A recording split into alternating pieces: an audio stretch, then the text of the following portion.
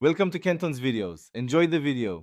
In this video, I will show you how to remove your BMW X3 trunk cover. First, locate the two small release levers, one on each side of the cover near the back seats. Pull both of these levers towards you at the same time. This action will disengage the cover's locking pins. Once released, gently lift the front edge of the cover upwards to begin the removal process. With the front edge lifted, carefully slide the entire trunk cover forward a few inches. This movement will help clear the rear mounting points that hold it in place. Now, gently guide the cover completely out of the trunk opening. Be mindful of the edges to avoid scratching your vehicle. Store the cover flat in a safe, secure spot to prevent any bending or damage. Reinstalling your trunk cover is just as straightforward.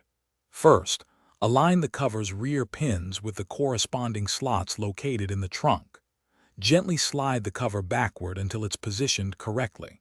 Then, push down firmly on both sides of the cover until you hear and feel both release levers click back into their locked position. Always double-check that the cover is securely seated and stable. Removing your BMW X3 trunk cover offers several practical benefits.